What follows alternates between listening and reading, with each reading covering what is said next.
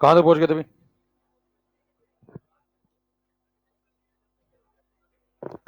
आखिरी बात क्या हुई थी? वो चला था क्या, हाइड्रोजन डिस्प्लेसमेंट वाला सवाल है? ठीक। तो ये डिस्कस हो ही गया था, मतलब एक तरीके से हो गया था या एक भी तरीके से नहीं हुआ था? डिस्कस नहीं हुआ था, सवाल लिखवाया था केवल। अच्छा, काव का करके आना। एक सेंटेंस बेकार हो गया मेरा। ठीक है, चलिए आगे बढ़ते हैं फिर। दूसरा नहीं, फिर बात करेंगे कि कर क्या हुए पूछ के नहीं। अब देखिए, हाइड्रोजन डिस्प्लेसमेंट मेथड का वो प्रश्न था, उसको पढ़िए।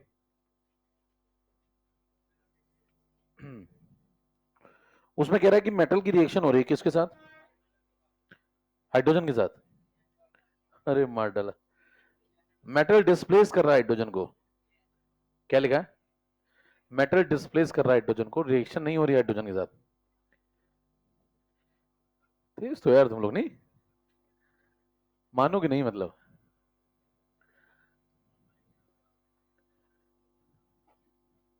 आओ देखें, लिखित में ले लें, प्रश्न को लिखित में लिया जा तुरंत। गुलाबी पेन का प्रयोग करिए।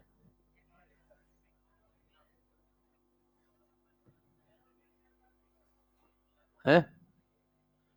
कुछ कहना चाहते हो? क्वेश्चन नंबर 4 था भाई, देखो पढ़ो क्या लिखा हुआ है। 12 ग्राम मेटल ने वो क्या कर रहा है, डिस्प्लेस करता है, रिएक्ट नहीं करता, डिस्प्लेस करता है। डिस्प्लेस करने का मतलब आईसीएससी, हटाता है ना? इंग्लिश तो तेज होगी तुम लोग की, मैथ्स तो वही है, वो तो पता है मेरे को।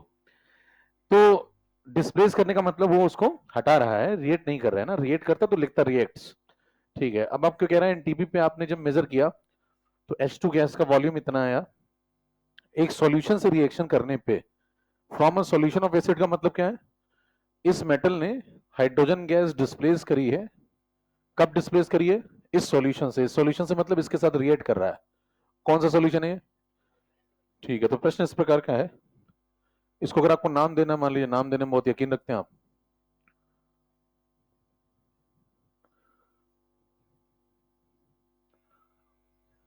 तो इसका नाम है हाइड्रोजन डिस्प्लेसमेंट मेथड। क्या होता है इस मेथड में? मेटल होता है, वो किसी मिनरल एसिड से रिएक्ट करता है, जैसे H2SO4 HCl। और अगर वो एक्टिव मेटल हुआ तो यहाँ पे सॉल्ट बन जाएगा, प्लस हाइड्रोजन बन जाएगी।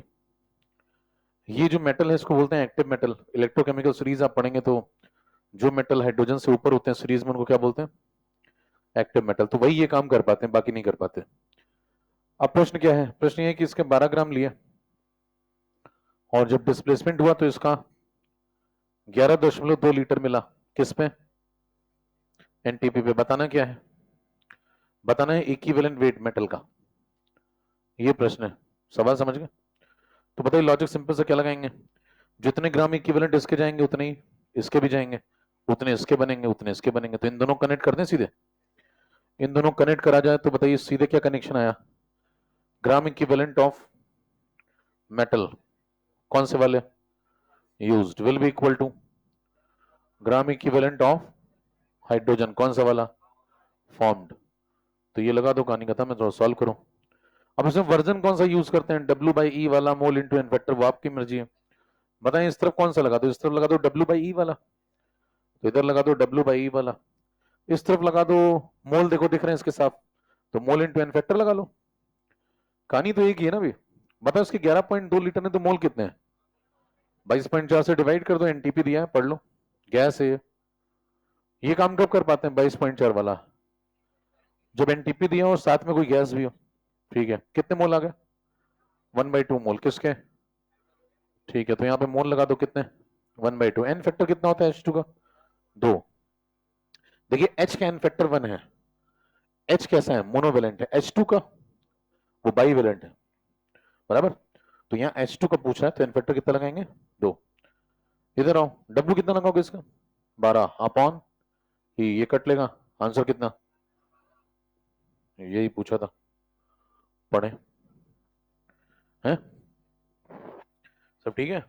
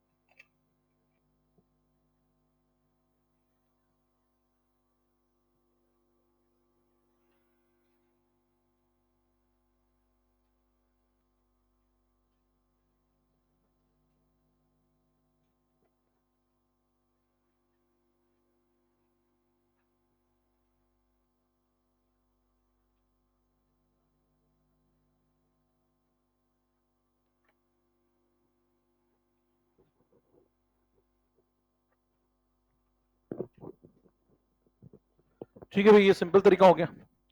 जे क्या कहता है, थोड़ा दिमाग लगाइए अगर हल्का सा, फिर वही तो सब समस्या है। तो कोशिश करते हैं। देखिए मेटल ने किससे रिएक्शन करी है भाई, जे क्या कहता है, देखिए मेटल ने किससे रिएक्शन करी है, एसिड से। क्या रिप्लेस किया है, हाइड्रोजन। तो मतलब इन दोनों में कुछ कनेक्शन है क्या, क्या कनेक्शन है, इसने इसको डिस्प्लेस किया है। तो डिस्प्लेस किया है तो इनके जो मासेस, लॉ ऑफ इक्विवेलेंस लगेगा इसमें, इनके जो मासेस एक दूसरे को डिस्प्लेस करते हैं वो उसी रेशियो में होंगे जिस रेशियो में इनके, अरे ठीक है क्या, यही लॉ ऑफ इक्विवेलेंस है। तो अगर मान लीजिए मुझे इन दोनों के मासेस पता लग जाए तो उनका रेशियो मिल जाएगा, तो उससे इक्विवेलेंट वेट का रेशियो मिल जाएगा। फिर अगर एक का इक्विवेलेंट वेट पता है तो दूसरे का अपने आप पता लग जाएगा। बताओ क्या दोनों के मासेस का रेशियो आपको पता है, कैसे, सवाल थोड़ा ढंग से पढ़ लें अगर। तो इसका तो 12 ग्राम दिया है, इसको देखो, अगर ये 22.4 होता तो 1 मोल। थोड़ा दिमाग में कुछ कर लिया करो, कि मेमोरी थोड़ी कम है, वहां फिर एक लेता हूं सवाल तो फिर दूसरा भूल जाता हूं। 22.4 होता तो कितना, 1 मोल। 11.2 है तो आधा मोल। 1 मोल H2 होता तो 2 ग्राम। आधा मोल H2 तो 1 ग्राम है। अरे ठीक है क्या, कर लेंगे। कहीं पीछे वाला आया, आगे वाला भूल गया मैं। जब आगे वाला आता तो पीछे वाला भूल जाता हूँ। क्या बोला, देखिए 11.2 लीटर, अगर 22.4 होते तो 1 मोल, 11.2 है तो आधे मोल। 1 मोल H2 होता तो 2 ग्राम, आधे मोल है तो खत्म हो गया। तो बताइए उसका 12 और इसका कितना, एक। तो क्या ये लिखने में आपको कुछ समय लगना चाहिए कि इसके 12 ग्राम इसके 1 ग्राम के साथ रिएट कर रहे हैं या डिस्प्लेस कर रहे हैं। तो बताइए 12 ग्राम और 1 ग्राम ये इनके बीच का रेशियो है। कौन सा रेशियो, मास रेशियो। और ठीक है क्या, यही इनके इक्विवेलेंट वेट का भी रेशियो होगा। मेटल का इक्विवेलेंट वेट कितना पता नहीं है, H2 का पता है क्या, इस वाले का, इसका कितना होता है 2/2। चेक करो, मोलर मास कितना, एन फैक्टर कितना, ई कितना। तो बताइए क्या 12 और 1 का रेशियो इनके मास में है, इक्विवेलेंट वेट में क्या रेशियो है, E:1। और ये दोनों रेशियो क्या होने चाहिए, बराबर। बराबर तभी हो पाएंगे जब ई की वैल्यू क्या हो जाए, खत्म हो गया सर। अरे ठीक है क्या, खींचे। अब इसको लोग फॉर्मूला बना बना के याद करते हैं, पैसे लेंगे 1.5 लाख को फॉर्मूला याद कराएंगे हैं? कब तक चलेगा ये सब। देखिए पीछे वाला भैया को पसंद आया, पीछे वाला नोट करो पहले। हाँ पीछे वाला सही है गुरु, ये नोट करो।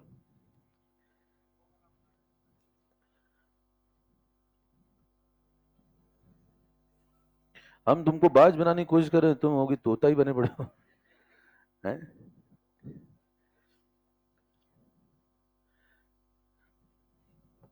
लगाओ भैया लगाओ, जो पसंद नजर रख लीजिए। दो तरीके इसीलिए मैं बताता हूं, पहला दूसरा। तो तरीका क्लियर है, क्या तरीका है भाई, सिंपल लॉजिक है कि दो व्यक्ति आपस में कंबाइन या डिस्प्लेस होते हैं तो एक लॉजिक पकड़ के चलिए, हर सवाल में सही है। क्या, उनके मासेस का रेशियो हमेशा उनके इक्विवेलेंट वेट के रेशियो के बराबर होगा, बस कहानी खत्म है। अगर आपको दोनों में से कोई एक रेशियो मिल जाए, चाहे मास का चाहे इक्विवेलेंट वेट का, तो दूसरा अपने आप, एक मिल गया दूसरा रेशियो अपने आप मिल जाएगा। और अगर आपको कोई भी दुनिया में एक रेशियो मिल गया, रेशियो में कितने लोग होते हैं, मिनिमम 2 लोग, दो में से अगर एक की वैल्यू पता है तो दूसरा अपने आप, यही लॉजिक है, सिंपल, यही इतनी मैथ्स है केवल। चलें इसको नोट कर लें। तो इसका इक्विवेलेंट 1 है तो उसका जितना होगा वो ये रेशियो मेंटेन करना पड़ेगा उसको। तो ये 12 हो गया, बिना पेन चलाए भी हो सकता था ये प्रश्न आराम से। बस क्या देखना है, ये दोनों किस रेशियो में आपस में कनेक्ट है, 12:1, यही किसका रेशियो होना चाहिए, इक्विवेलेंट वेट का। अब इसका तो 1 है इक्विवेलेंट वेट, तो उसका कितना होना पड़ेगा 12, खत्म, तभी रेशियो मेंटेन होगा। आगे बढ़िए। अब इसी में लोग इसको फॉर्मूले के नाम पे याद करते हैं क्या क्या, जैसे 3 मेथड पढ़ते हैं। एक पढ़ते हैं ऑक्साइड मेथड, इसका फॉर्मूला याद करेंगे। एक पढ़ेंगे क्लोराइड मेथड, तीसरा पढ़ेंगे हाइड्रोजन डिस्प्लेसमेंट मेथड। इन तीनों पे सवाल ज्यादा आते हैं।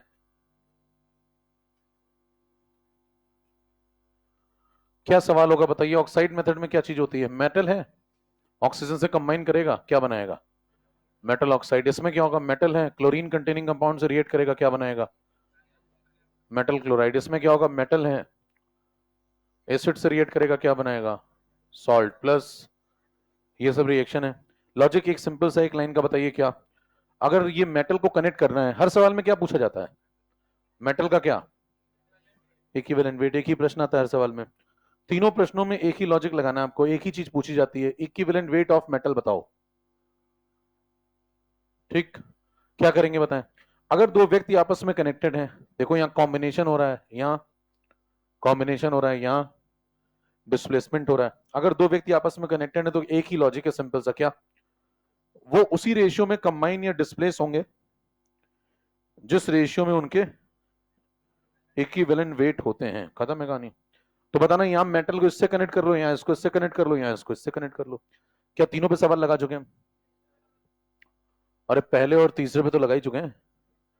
तीसरे का तो भी लगाया है, पहले का पहले लगाया था, तो दूसरा भी लग ही जाएगा।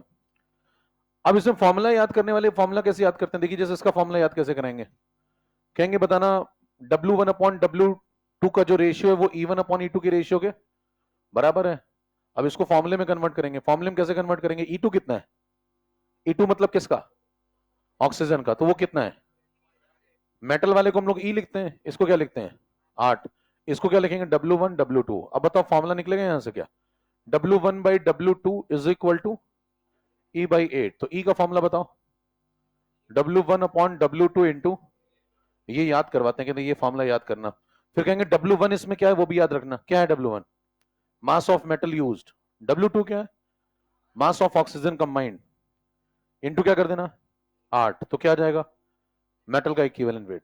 क्या याद करने की जरूरत है कोई, क्या सिंपल लॉजिक से खत्म हो रहा है सवाल, कीजिए। और उसमें भी ऑक्सीजन कंबाइंड का जो W2 निकालेंगे उसका भी एक फॉर्मूला देंगे, क्या, mass of metal oxide formed minus mass of metal used is equal to mass of oxygen combined, वो भी निकलवाएंगे अलग से।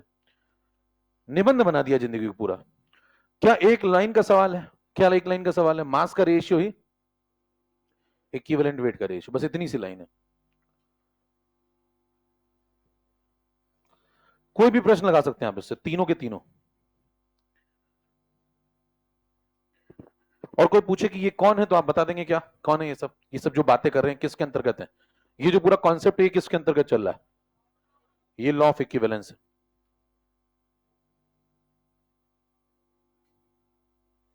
तो लॉ ऑफ इक्विवेलेंस की इंपॉर्टेंस आपको समझ में आनी चाहिए अब तक, बराबर। एक सवाल लिखेंगे और,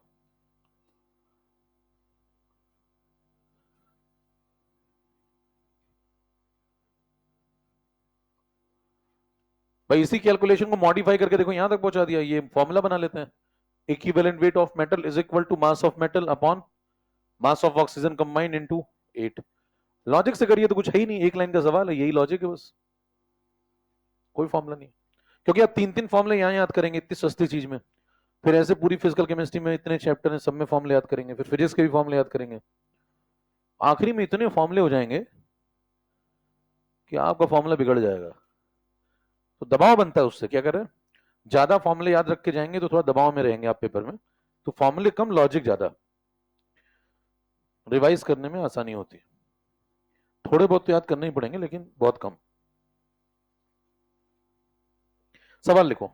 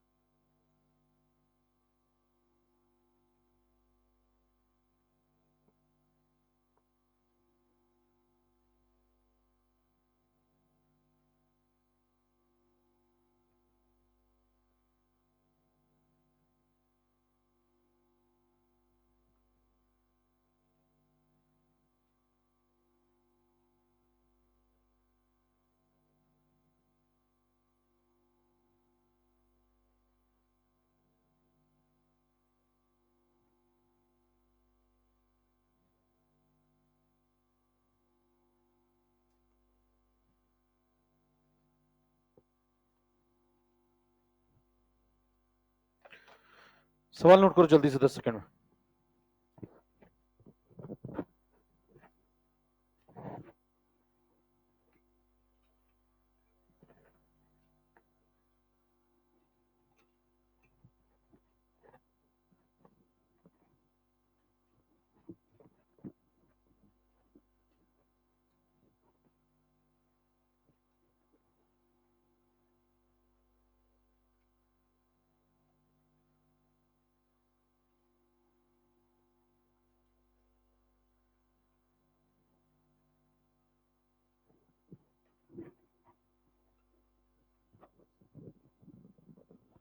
चलिए भी इसको सॉल्व करते हैं।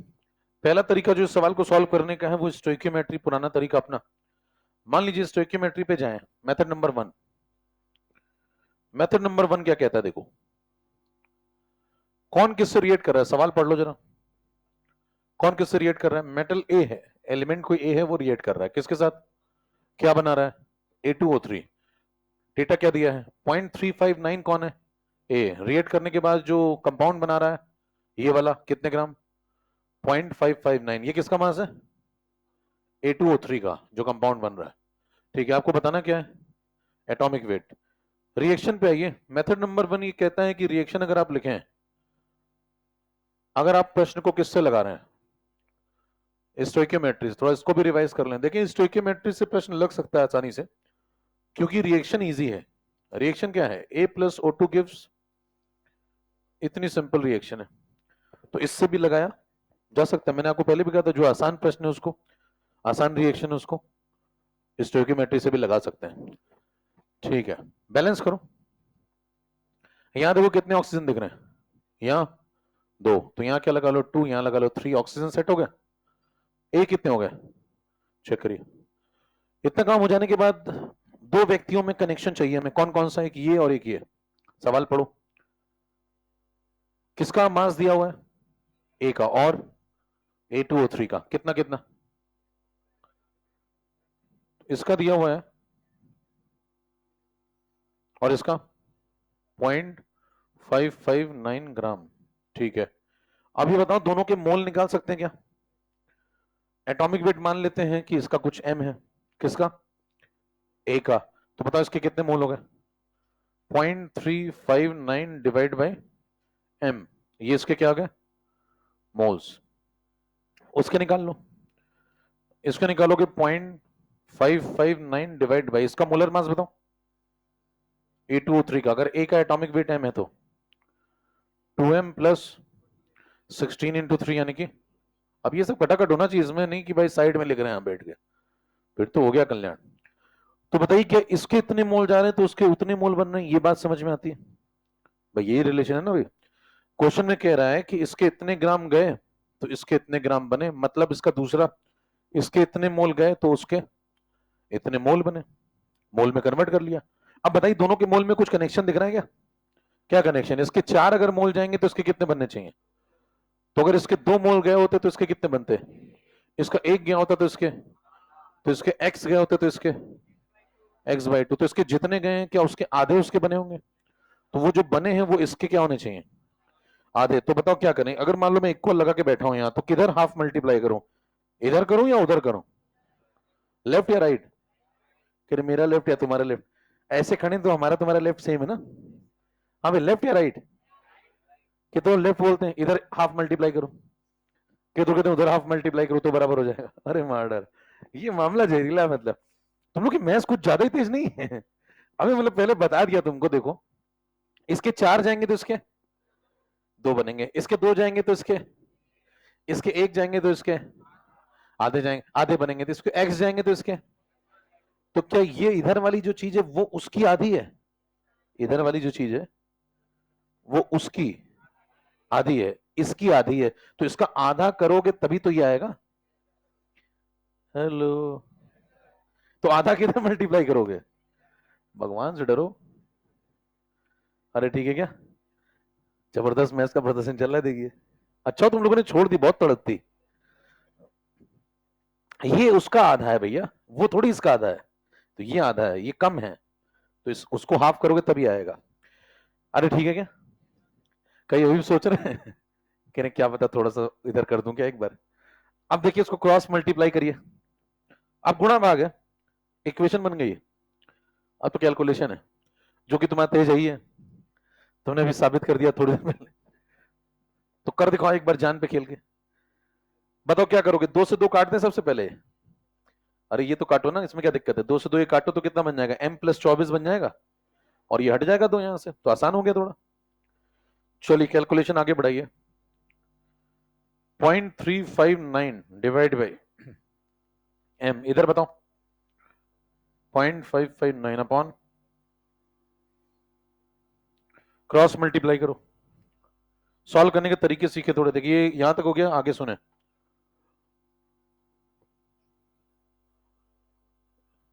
पूरा सॉल्व करना पड़ेगा, ऐसा नहीं हो आप आगे कहते हैं भाई साहब आगे देख लेना तुम, इतना मैंने कर दिया। यहां पे देखिए इसको ऐसा कर लें, क्रॉस मल्टीप्लाई करने से अच्छा ऐसे लिख लो m+24 अपॉन m।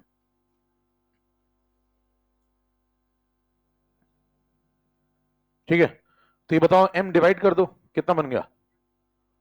1+24/m। इधर इसको सॉल्व कर लो, ये देखो 0.6 के आसपास है, ये 0.3 के आसपास है, तो करीब करीब 2 के आसपास कुछ बन रहा होगा, 1.5-2 के आसपास। एग्जैक्ट सॉल्व करेंगे तो बनेगा 1.5 के आसपास, चेक कर लो, ऐसा कुछ बन रहा होगा। सॉल्व करना पड़ेगा थोड़ा सा।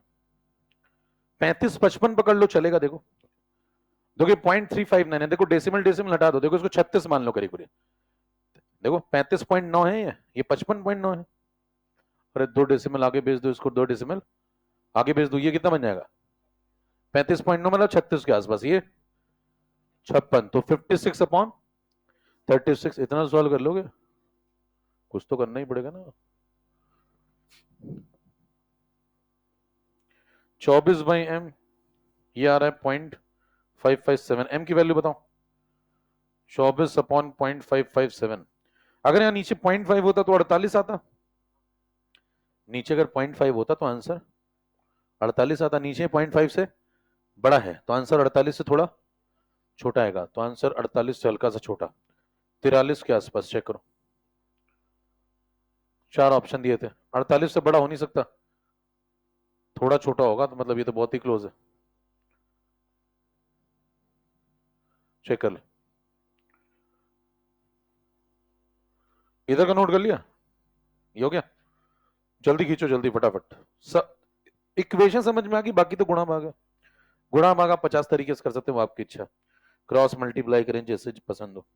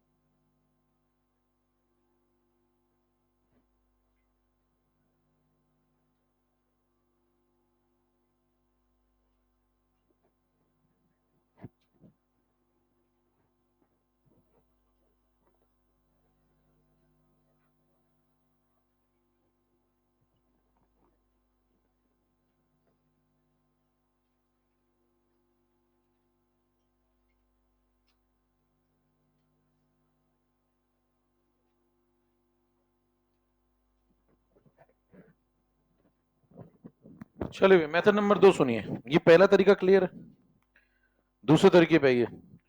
दूसरा तरीका कहता है मेथड नंबर 2, ये जे है। अगर आप यहां लॉ ऑफ इक्विवेलेंस लगाएं तो प्रश्न जल्दी खत्म हो जाएगा, और उसमें भी अगर आपका थोड़ा दिमाग चलता है तो और जल्दी खत्म हो जाएगा। देखिए मेटल है ए नाम का, किससे रिएक्ट कर रहा है? ऑक्सीजन से। क्या बना रहा है? मास बताओ दोनों का। इसका कितना? 0.359, इसका 0.559, कौन ज्यादा? ये ज्यादा। कितना ज्यादा? माइनस कर लो, 59 तो कॉमन ही है, 0.5 में से 0.3 जाएगा तो 0.2। अरे ठीक है क्या? तो ऑक्सीजन का मास कितना हो गया 0.2। अरे ठीक है क्या? अब क्या करिए, सवाल क्या इधर से ही खत्म हो जाएगा? कैसे बताओ, ये दोनों व्यक्ति आपस में किस रेशियो में कंबाइन होंगे, जिस रेशियो में इन दोनों के क्या है इक्विवेलेंट वेट है। अरे ठीक है, तो बताइए इसका कितना लिया मैंने 0.359, इसका कितना लिया 0.2। ये इनके किस चीज के रेशियो है मास के। तो बताइए अगर ये इनके मास के रेशियो, अगर मान लो बहुत लिखना चाहते हो चलो पहले लिख के दिखा देते, नहीं तो कहेंगे मेरा तेज दिमाग एक्सेप्ट नहीं कर रहा। मान लीजिए आप सीधे सीधे खेलें, अगर मान लीजिए सीधे सीधे फिर जे पे आते हैं, तो बताओ क्या लिखें, ग्राम इक्विवेलेंट ऑफ ए कौन से वाले used will be equal to gram equivalent वाले कौन से O2 कौन से यूज्ड। लिखो भाई क्या लिखोगे W1 अपॉन, और इतना तो कर लोगे, और इसका W2 अपॉन, ठीक है W1 बोलो 0.359, W2 बताओ 0.2 डिवाइड डिवाइड, यहां मेटल का इक्विवेलेंट वेट लगेगा E, यहां पे ऑक्सीजन का कितना 8, E निकल आएगा।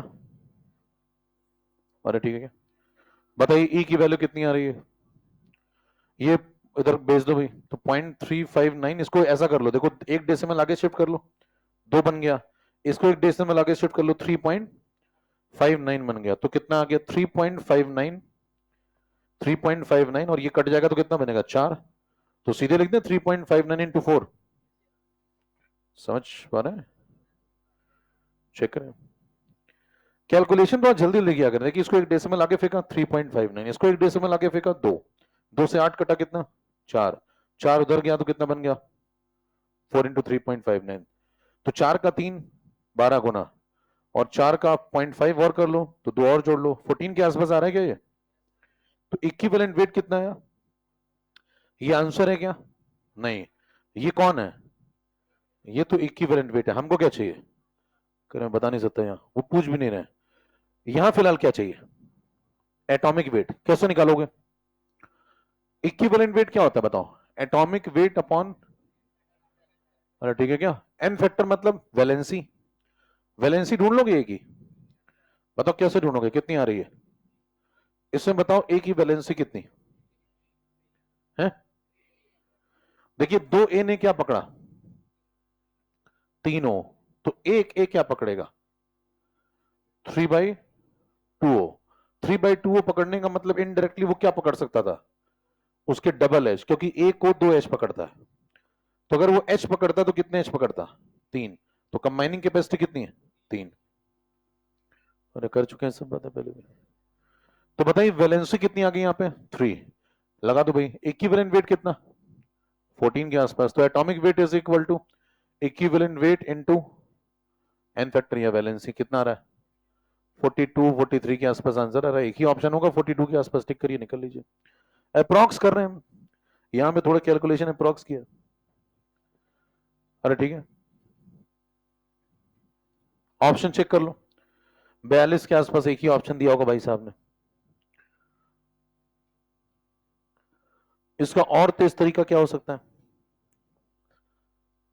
तीसरा सुनिए, तीसरा और सबसे तेज, ये समझ में आ गया, इधर आओ अभी नोट कर लेना, नोट तो इतने सालों से करो क्या हो गया, समझने में ध्यान दो, नहीं एक बार समझ में आ जाए तो क्या बात बात बन जाए। अब देखिए अगर आपसे कहता है कि इसमें तीसरा वाला लगाइए जो सबसे तेज है, तो तीसरा क्या कहता है जी कि भाई ए किससे कंबाइन हो रहा है ऑक्सीजन के साथ, बताइए इसका मास कितना 0.359, तो ऑक्सीजन का मास कितना, इसमें से इसको माइनस कर लो यहीं पे 0.2, क्या ये इनके मास के रेशियो है, तो क्या यही इनके इक्विवेलेंट वेट के भी रेशियो होंगे।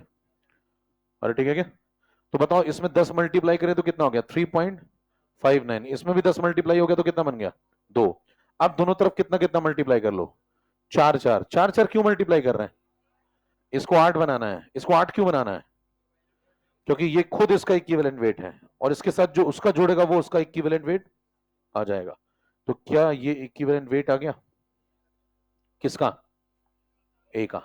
अरे ठीक है क्या, अब बस आपको कंबाइनिंग कैपेसिटी देखनी है और इसमें मल्टीप्लाई करना है। कंबाइनिंग कैपेसिटी क्या यहां से बहुत आसानी से दिख रही है, देखो 2 ए ने क्या पकड़ा 3 ओ, तो एक क्या पकड़ेगा 3/2, इतना दिमाग में चला लो ना, 3/2O का मतलब 3H, कंबाइनिंग कैपेसिटी 3, और एटॉमिक वेट क्या होता है? एटॉमिक वेट होता है E इंटू कंबाइनिंग कैपेसिटी। बताओ इक्विवेलेंट वेट यहां से कितना आ रहा है? 4 इंटू 3.59, उसमें कितना मल्टीप्लाई कर दो, ये आंसर बराबर।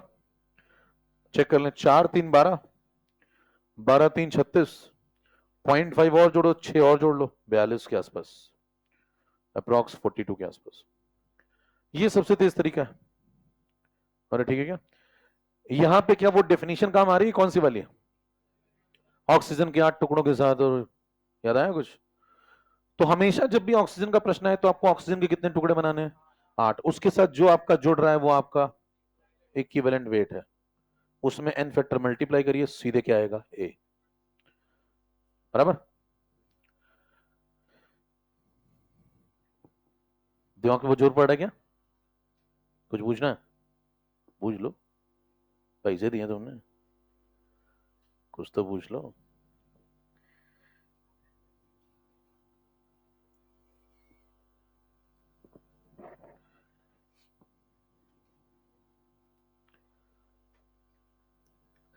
तो ये सबसे तेज है, जिसकी रैंक आती है वो यही करता है भैया, इतने में खेल खत्म हो जाता है। बाकी लोग कितने कहां पेपर, कहां बी कॉपी मिले क्या मेरे को? बी कॉपी की जरूरत नहीं पड़ती, इतने में खेल खत्म है। और बढ़िया सवाल है, ऐसा नहीं सवाल बहुत सस्ता है, डेटा भी ठीक है। तो ये सबसे आखिरी वाला नोट कर ले, इधर वाला कर लिया था, ये नोट कर लो, फिर उस पर आ जाओ। तो इसमें थोड़ा समय लगेगा, थोड़ा लिख रहे हैं आप, ये सब दिमाग में चला लीजिए थोड़ा सा। बस दो बातें दिमाग में रखना, मास का रेशियो ही इक्विवेलेंट वेट का रेशियो होता है, और अगर दोनों में से कोई एक रेशियो आपको मिल गया तो दूसरा अपने आप मिल जाता है, फिर उससे आप सवाल लगा लें।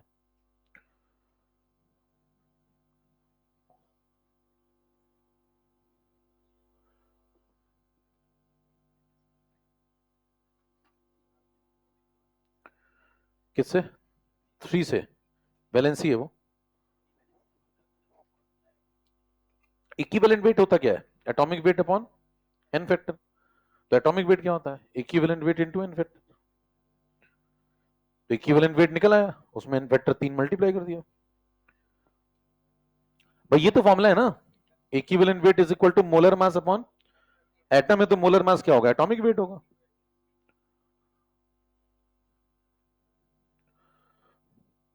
तो सो गए वैसे हैं कि निकल लिए? चेक करो, हैं? ठीक है, बस ठीक, निकलना नहीं चाहिए, पता लगा चलती क्लास में भाई साहब सांप लग जाएगा नहीं। चलें आगे बढ़े, अगला है। बाकी तो ठीक है, रिलैक्स करें, कोई दिक्कत थोड़ी इसमें। देखिए लाइफ में रिलैक्स करना चाहिए, मैं तो मानता हूं। ये नोट कर लिया भाई सबने, ये सबसे तेज तरीका क्या किया इसमें? मास मास का रेशियो लिखा, फिर इसको 8 बना लिया, ये जितना बना वो क्या आ गया? वो इसका इक्विवेलेंट वेट आ गया, उसमें क्या मल्टीप्लाई कर दिया? एन फैक्टर मल्टीप्लाई कर दिया, खत्म हो गया। चलिए भाई,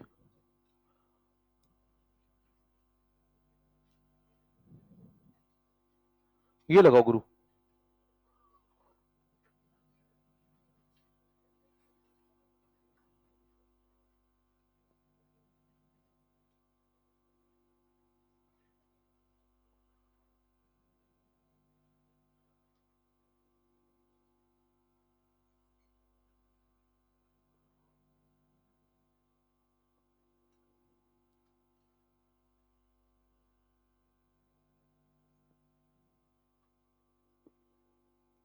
बताओ,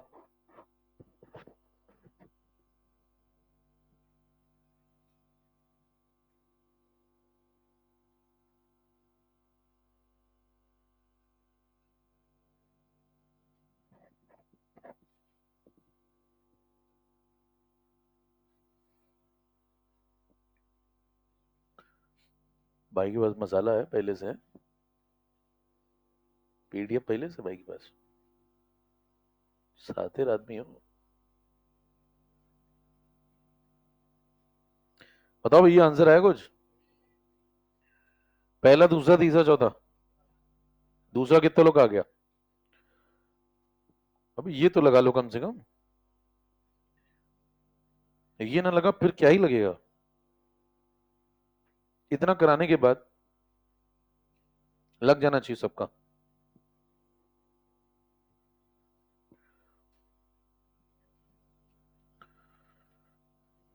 लॉ ऑफ इक्विवेलेंस से खत्म करें सीधे।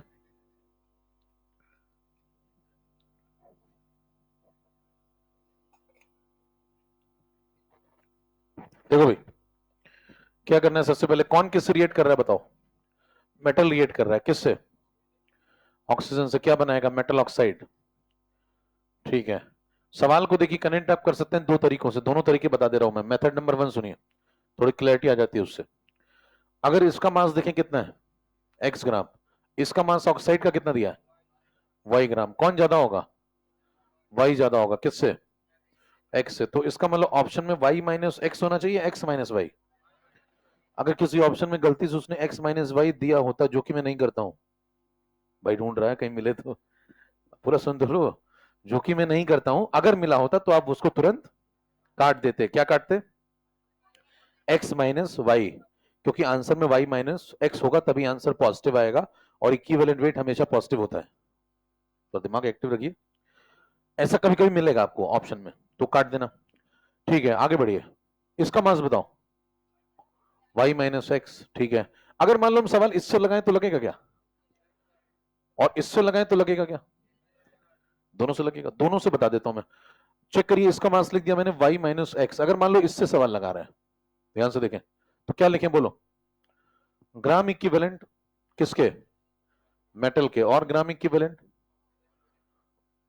ऑक्सीजन के। कौन से वाले? यूज्ड वाले। दोनों क्या होने चाहिए?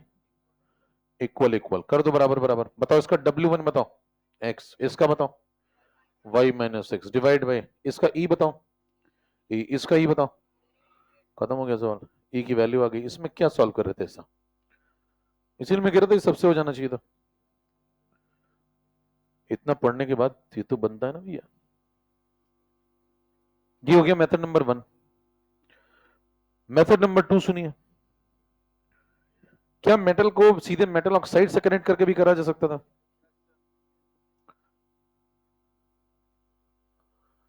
दूसरा सुन ले, क्योंकि तरीके सब बताने चाहिए, कब क्या काम आ जाए। पहला क्लियर है, मेटल ऑक्साइड मेटल और ऑक्सीजन के बराबर कर दिए, ग्राम इक्विवेलेंट खत्म है, ये आंसर है। दूसरे पे आओ। दूसरा तरीका है कि अगर इन दोनों के साथ खेलें तो बताओ क्या लिखें? Gram equivalent of metal used will be equal to gram equivalent of metal oxide. ये भी ठीक है। मेथड नंबर 2 चेक करिए। Gram equivalent of metal used will be equal to gram equivalent of metal oxide formed। अगर ये लगाया जाए तो बताओ मेटल का मास बोलो x, मेटल ऑक्साइड का अपॉन अपॉन इसका इक्विवेलेंट वेट मेटल ऑक्साइड का e प्लस 8। थोड़ा कैलकुलेशन करना पड़ेगा, ये निकल आएगा। क्रॉस मल्टीप्लाई कर लें, ऐसे लिख लें, e plus 8 upon e is equal to y by x. E divide कर लो, कितना बन गया? 1 plus 8 by e is equal to y by x. 1 को उधर भेज दो, कैलकुलेशन है बस, इतना समझ में आ गया। 1 को उधर भेज दो, 1 को इधर भेजोगे क्या बन जाएगा बताओ? 8 by e is equal to y by x minus 1। तो ये बन गया 8 upon e is equal to y minus x upon x. E की वैल्यू बताओ, वही आ रही जो पहले आ रही थी। तो ये मेथड नंबर 2 हो गया। चेक कर लें, तो क्या आंसर यहां से भी आ रहा है? खींचे। तो तरीके आपको सारे क्लियर होने चाहिए, कहीं भी वो सवाल फंसा है तो निकलना है। कहानी वही है, इसमें थोड़ा कैलकुलेशन बढ़ गया। तो कौन सा आसान है, पहला वाला दूसरा वाला? तो क्या सीखा आपने? जब सवाल आए तो मेटल और ऑक्सीजन से खत्म करना चाहिए या ऑक्साइड पे जाना चाहिए? मेटल ऑक्सीजन से खत्म करिए, कैलकुलेशन थोड़ा आसान होगा। ठीक है, ये तो कर ही लिया था नोट, ये और खींचो। अब तीसरा सुनो, जिसमें कुछ करना ही नहीं है।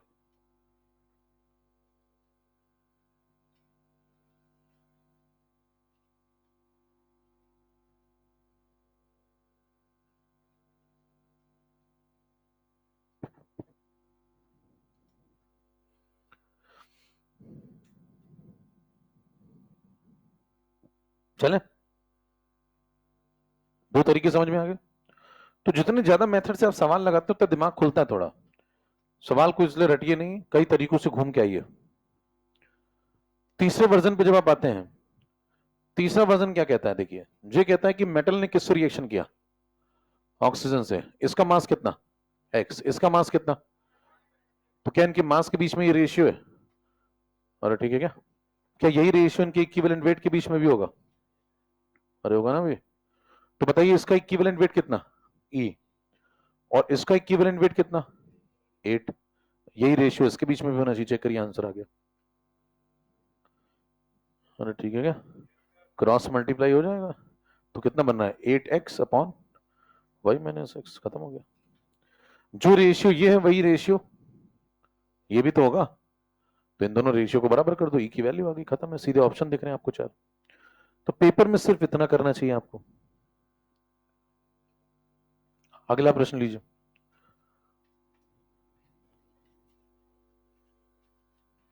चले, एक ही लॉजिक पकड़ के चल रहे हैं, कौन सा, जो मास का रेशियो है वही। सारे सवाल वहीं से खोल रहे हैं, इस पे आइए।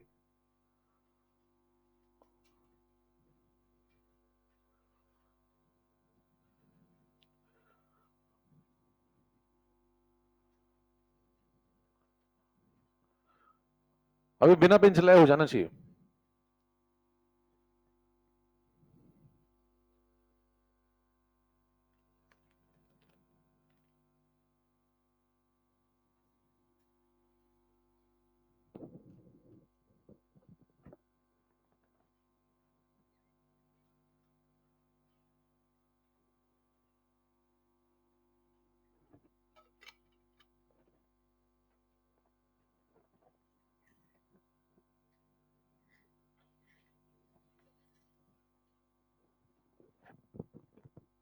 आया कुछ,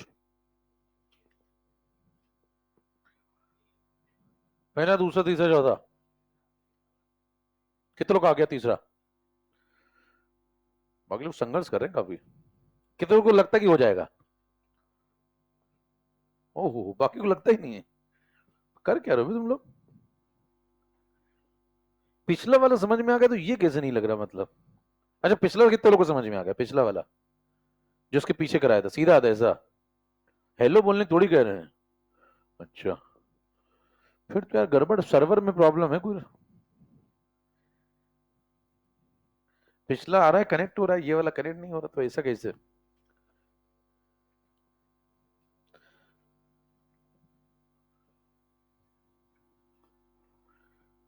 आओ देखें अब तक कितने लोग आ गया। देखिए क्या कह रहा है, मेटल ऑक्साइड है, 20% कौन है उसके अंदर है, 20% ऑक्सीजन है, तो बाकी कौन है, मेटल है और क्या।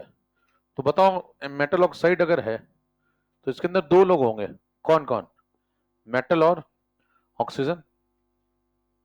तो बताइए मेटल का परसेंटेज कितना, 80%, और इसका परसेंटेज, तो अगर इसका 20 ग्राम माने तो इसका कितना मानेंगे, 80 ग्राम मानेंगे। अगर मेटल ऑक्साइड को कितना माने, 100 ग्राम। कहने 100 क्यों माना, तुम 200 क्यों नहीं मान रहे हो?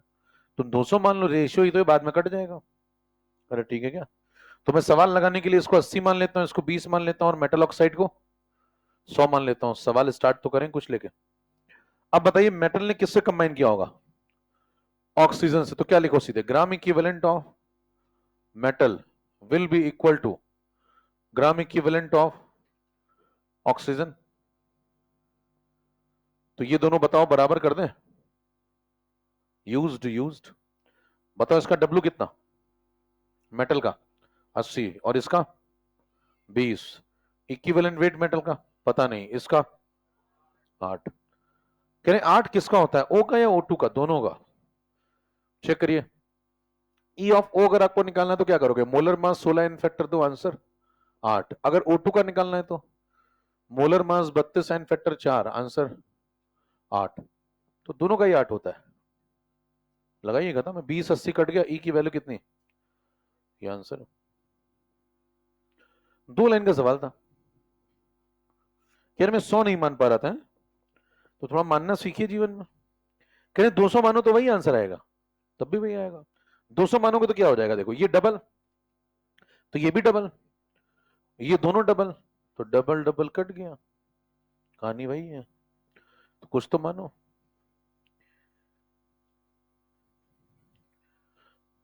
कह रहे मैं 100x मानूंगा, ऐसा मत करना, इतने बड़े वाले मत बन जाना। कह रहे मेरे को ईमानदार है, सबसे ईमानदार उन्हें खिताब जीतना है। कई बार क्या होता है, आप कई वर्षों तक जिसे ईमानदारी समझ के जी रहे होते हैं, आखिरी में आपको पता चलता है कि वो कुछ और था। समझ पा रहे हैं? अचानक से माथे के ऊपर कैपिटल सी का निशान बन रहा होगा। तो ऐसा मत करिए, इतना भी मत डूबिए, थोड़ा ठीक है। अब देखिए, कह रहे कुछ निशान टाइप का बन तो रहा है। इक्विवेलेंट वेट देखिए 32 आ चुका है। क्या इसका तेज तरीका भी हो सकता है? यस, तेज तरीका सुनिए। ये क्या कहता है, ये मेटल है और ये ऑक्सीजन है। मेटल और ऑक्सीजन ने आपस में कंबाइन किया। बताओ मेटल ने कितना कितना पकड़ा अपने आप को? 80। ऑक्सीजन ने कितना कंबाइन किया? यही है। तो बताइए, इसका 80 तो इसका 20, इसका 8 तो इसका 2, रेशियो ही तो है। दोनों तरफ 4 4 मल्टीप्लाई कर लो, जो इधर करोगे वो इधर भी करोगे। इसका 8 तो इसका जितना, वही आंसर है। देखो आ गया। अरे ठीक है क्या? इसीलिए मैंने आपसे कहा था बिना पेन चलाए भी हो सकता है, आपका चलना चाहिए बस। देखिए 80 20 8 4, इधर 8 बना उधर 32 बना, खत्म हो गया। क्यों तो पूछने आएंगे 4 क्यों मल्टीप्लाई किया? 4 क्यों मल्टीप्लाई किया? अभी 8 बनाने के लिए। 8 क्यों बनाना है? क्योंकि 8 इक्विवेलेंट वेट होता है किसका, और उसके इक्विवेलेंट वेट के साथ जितने आपके जुड़ रहे हैं वो आपका इक्विवेलेंट वेट है। अरे ठीक है क्या? ठीक है, अब कंक्लूड करते हैं लॉ ऑफ इक्विवेलेंस को और अपनी पुरानी वाली डेफिनेशन को। पुरानी वाली डेफिनेशन खोल लें, वो बड़ी सी थी, जो मिलना थोड़ा मुश्किल है लेकिन कोशिश करिए। मिल नहीं रही? कई लोग पेज पलट के एक्टिंग कर रहे हैं कि खोज रहा हूं मैं भी, और कुछ भी पेज पलट रहे हो।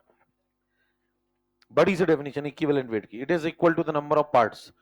तो मैंने उस समय कहा था कि इसका खुलासा करेंगे, कि एक बात इसमें समझेंगे कहां से आई है, जो कि लोग नहीं समझते हैं। अब उसको समझ लेते हैं। कोई आज के बाद आपसे पूछे कि भाई साहब वो एक जो बड़ी सी डेफिनेशन तुमने लिखी है वो क्या है, तो आप कहेंगे वो इक्विवेलेंट वेट की डेफिनेशन है। कहेगा कहां से आई है, तो आप कहेंगे लॉ ऑफ इक्विवेलेंस से आई है। कहां से आई है? कहने जाओ मैं नहीं मानता, तो उसको थोड़ा समझा देंगे। ऐसा नहीं कि जाओ नहीं मानते तो नहीं मानते, थोड़ा समझा दो। उससे को भाई साहब लॉ ऑफ इक्विवेलेंस क्या कहता है? कह रहा मेरे लिए तो ये कहता है कि W1/E1 is equal to W2/E2। तो तुम कहना इसके अलावा भी कुछ कहता है, ये भी तो ठीक है, और इसके अलावा भी कुछ कहता है, W1 और W2 का जो रेशियो है भाई। तो लॉ ऑफ इक्विवेलेंस तुम कहना कि मेरे लिए ये कहता है। कह रहा फिर उसके आगे तुम डेफिनेशन में अगर देखो तो कुछ लोगों को जगह दी गई है। डेफिनेशन में 4 लोगों को जगह दी गई है। किसको किसको? एच और और प्रश्न ये उठता है कि इन्हीं चारों को क्यों जगह मिली है? क्योंकि इन 4 के साथ मैक्सिमम लोग कंबाइन या डिस्प्लेसमेंट रिएक्शन दिखाई लेते हैं। क्या क्या क्या? इन चारों को ही क्यों जगह दी गई है? क्योंकि इन 4 व्यक्तियों के साथ मैक्सिमम एलिमेंट या मैक्सिमम सब्सटेंस या तो कंबाइन हो जाते हैं और या तो डिस्प्लेसमेंट में अटैच हो जाते हैं, मतलब कहीं ना कहीं कनेक्शन मिल जाता है। इसलिए स्टैंडर्ड डेफिनेशन में इन चारों को जगह दी गई है। बगल में देखिए कुछ लिखा होगा, इसके बारे में लिखा होगा 1.008, और इसके बारे में लिखा होगा 8, इसके बारे में लिखा होगा 35.5, और इसके बारे में लिखा होगा 108। आगे लिखा होगा पार्ट्स बाय मास। तो प्रश्न ये उठता है कि ये जो डेटा आए हैं, ये सब डेटा कौन है? तो आप कहेंगे ये सब इनके इक्विवेलेंट वेट है। ये किसका इक्विवेलेंट वेट है? एच का। एच का एटॉमिक वेट एग्जैक्ट कितना होता है? 1.008। हम लोग अप्रॉक्स 1 ले लेते हैं। ये क्या है? ये O का इक्विवेलेंट वेट है। ये किसका है? ये Cl का है। ये किसका इक्विवेलेंट वेट है? तो ये इन सब व्यक्तियों के क्या है? इक्विवेलेंट वेट है। और अगर आप इनके साथ जुड़ते हैं तो आपका जितना मास इनके साथ जुड़ रहा है वो आपका इक्विवेलेंट वेट है। उदाहरण के तौर पे मान लो E2 मैंने किसको लिया, इनमें से किसी को, मान लो मैंने ऑक्सीजन को लिया, तो E2 कितना हो गया? 8। अब तुम कोई अननोन व्यक्ति हो, तुम्हारा नाम है कुछ M, तुम्हारा जितना भी इक्विवेलेंट वेट होगा उसी रेशियो में तुम्हारा मास इसके साथ कंबाइन होगा। तो तुम क्या निकाल लो, मास का रेशियो निकाल लो। मास का वही रेशियो होना चाहिए जो इनके, तो इसीलिए डेफिनेशन में कहा जाता है 8 पार्ट बाई मास ऑक्सीजन के साथ आपके जितने टुकड़े जुड़ते हैं वही आपका इक्विवेलेंट वेट है। ये लाइन आई कहां से? ये लाइन यहां से आई है। ये लाइन कहां से आई है? ये यहां से आई है। और ये कहां से आई है? ये यहां से आई है। और ये मैंने प्रूव किया हुआ है। अरे ठीक है क्या? तो लॉ ऑफ इक्विवेलेंस एक तरीके से ये डेफिनेशन है।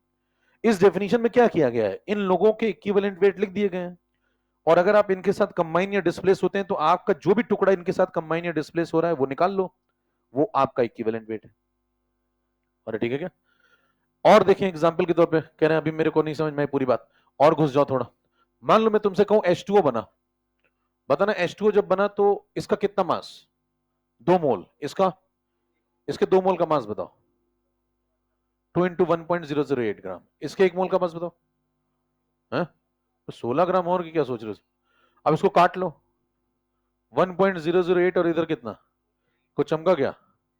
बताइए कि H और O किस रेशियो में कंबाइन हो रहे हैं? उसी रेशियो में कंबाइन हो रहे हैं जो इनके क्या है। दो व्यक्ति आपस में हमेशा अपने इक्विवेलेंट वेट के रेशियो में ही कंबाइन होते हैं। अगला एग्जांपल लीजिए। मान लो कहता है कल को Ag पकड़ लो, Ag2O चेक करिए, इसके कितने मोल? 2 मोल। 2 मोल का मास बताओ। इसके 1 मोल का मास बताओ। सिंप्लीफाई करो, 108। इसका 8। बताइए किस रेशियो में एक दूसरे के साथ कंबाइन हुए हैं? क्या ये इन दोनों के अपने इक्विवेलेंट वेट ही तो है? अरे ठीक है क्या?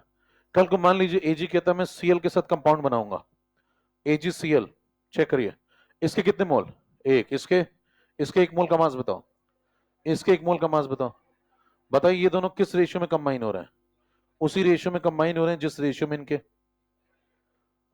अरे ठीक है क्या? तो इसका मतलब अब तक आपको कॉन्फिडेंस आ जाना चाहिए कि जितने भी खेल होते हैं, जब भी कोई दो व्यक्ति कंबाइन होते हैं तो हमेशा अपने इक्विवेलेंट वेट के रेशियो में कंबाइन होते हैं। इससे हमें क्या ये बात समझ में आती है कि अगर कोई अननोन व्यक्ति आया तो वो जब कंबाइन करेगा तो वो भी इक्विवेलेंट वेट के रेशियो में कंबाइन करेगा। अरे ठीक है क्या? और अगर इनके साथ कंबाइन करेगा तो इनके इक्विवेलेंट वेट हमको पता है, और आप जो कंबाइन करेंगे वो आपका इक्विवेलेंट वेट होना चाहिए। यही तो डेफिनेशन लिखी है, पढ़िए ध्यान से। डेफिनेशन में क्या लिखा है? आपके कितने टुकड़े इनके इतने टुकड़ों के साथ कंबाइन या डिस्प्लेस होते हैं, वो आपका इक्विवेलेंट वेट है। तो कोई पूछे आज के बाद डेफिनेशन कहां से आई, क्या बताएंगे? लॉ ऑफ इक्विवेलेंस है। उसमें जो 4 डेटा दिए हैं ये कौन है? ये खुद इनके इक्विवेलेंट वेट है, और इनके साथ जो आपका कंबाइन हो रहा है वो, देखिए क्या यही 4 डेटा आपको यहां पे दिख रहे हैं जब ये सब कंबाइन होते हैं आपस में, इसीलिए इन डेटा को लिया गया। और अगर आप कोई अननोन व्यक्ति होंगे तो आप अपना जो डेटा लेकर के आएंगे, भाई आपको मान लो एक्स नाम के एलिमेंट है, तो आप इनके साथ अपना कोई डेटा लाएंगे, आपका जो डेटा इनके साथ जुड़ेगा वो आपका इक्विवेलेंट वेट है। ठीक है क्या? खींचे, कितनों को पूरी बात समझ में आ गई? डेफिनेशन कहां से है? सीधा झंडे की तरफ, सीधा ऐसा खींचे।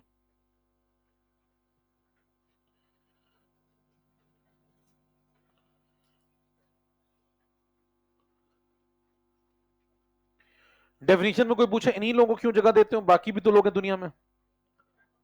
HCl भी देख लो भाई एग्जांपल। HCl देखो, H कितना 1.008, Cl बताओ 35.5, चेक करो रेशियो, सेम रेशियो। इन्हीं लोगों को जगह इसलिए मिली क्योंकि मैक्सिमम ये लोग ऐसे हैं जिनके साथ कोई ना कोई कंबाइन भी हो लेता है, कोई ना कोई। तो स्टैंडर्ड डेफिनेशन इस तरीके से बनाई जाती है कि पूरे लोग कवर हो जाए, समझ रहे हैं? इसलिए 4 व्यक्तियों को जगह दी गई है। तो बताओ कोई आज के बाद पूछे कि वो डेफिनेशन कहां से है तो क्या बताओगे? लॉ ऑफ इक्विवेलेंस है वो।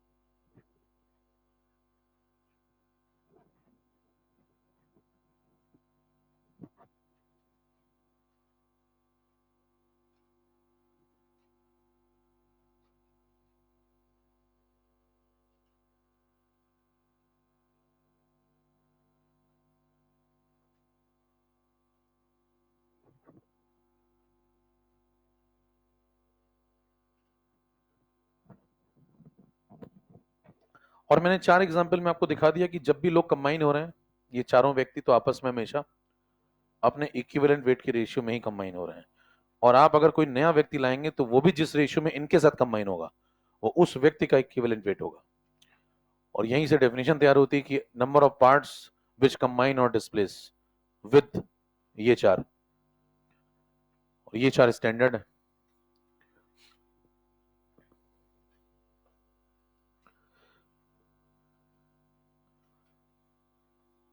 चले भी, अगला कार्यक्रम है application of limiting reagent with the help of gram equivalent.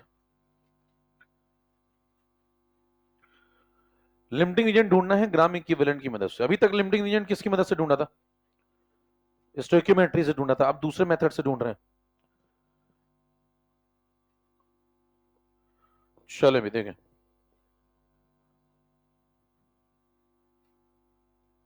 Application of limiting reason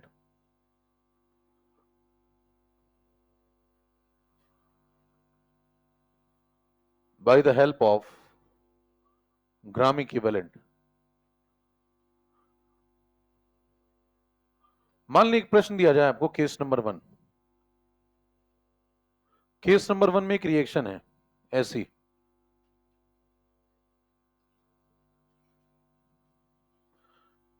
चार लोग हैं एबीसीडी, उनके 4 कोफिशिएंट हैं स्मॉल एबीसीडी, ठीक है। कहते हैं कि t इज इक्वल टू 0 पे मैंने डेटा लिया, इस व्यक्ति के 5 ग्राम इक्विवेलेंट है और इसके 2 ग्राम इक्विवेलेंट कंटेनर में डाल दिए, इन दोनों के 0-0 है। कौन बनेगा लिमिटिंग रीजन? क्या उसके लिए कोफिशिएंट की जरूरत पड़ेगी? डिवाइड करेंगे क्या? अरे पहले क्या सीखा था बताओ? गिवन मोल में क्या डिवाइड करते थे पहले? कोफिशिएंट। तुम पहले गिवन मोल में याद करो कोफिशिएंट डिवाइड किया करते थे और फिर पता चलता था कि जो छोटा आ रहा है वो एलआर है। क्या इस बार भी यही करोगे? इस बार ये नहीं करोगे। इस बार क्या लॉजिक लगाओगे? कहोगे कि जिसके ग्राम इक्विवेलेंट इन दोनों में कम है वो लिमिटिंग रीजन है। कहने जाओ मैं नहीं मानता, कह दो कि ये झूठ। देखिए लॉजिक क्या कहता है, लॉ ऑफ इक्विवेलेंस क्या कहता है? लॉ ऑफ इक्विवेलेंस कहता है जितने ग्राम इक्विवेलेंट ए के जाएंगे उतने ही बी के भी जाएंगे, भले उनके कोफिशिएंट कुछ भी हो। कोफिशिएंट से कोई मतलब ही नहीं होता है। जितने ग्राम, हमको स्टोइकियोमेट्री से थोड़ी सवाल लगा रहा है, हम किससे सवाल लगा रहे हैं? लॉ ऑफ इक्विवेलेंस से। तो अगर इसके 4 ग्राम इक्विवेलेंट जाएंगे तो इसके भी, इसके 5 जाएंगे तो इसके 5 जाएंगे। अगर दोनों के बराबर बराबर ही ग्राम इक्विवेलेंट जाते हैं, मुंह ऐसे बंद कर लो, तो जिसके ग्राम इक्विवेलेंट कम होंगे, ऐसे हाथ रख लिया करो, हैव सम मैनर्स प्लीज। पढ़ाने की इच्छा खत्म हो जाती है सामने वाले व्यक्ति की, ऐसे मुंह ऐसे कर लिया करो पीछे की तरफ। तो देखिए ध्यान से, एकदम मुंह पे मार रहे हैं भाई साहब, ये लीजिए आप तो, ले तेरे मुंह पे नींद मारी मैंने, झेल सकते हो झेलो, भगवान से डरो।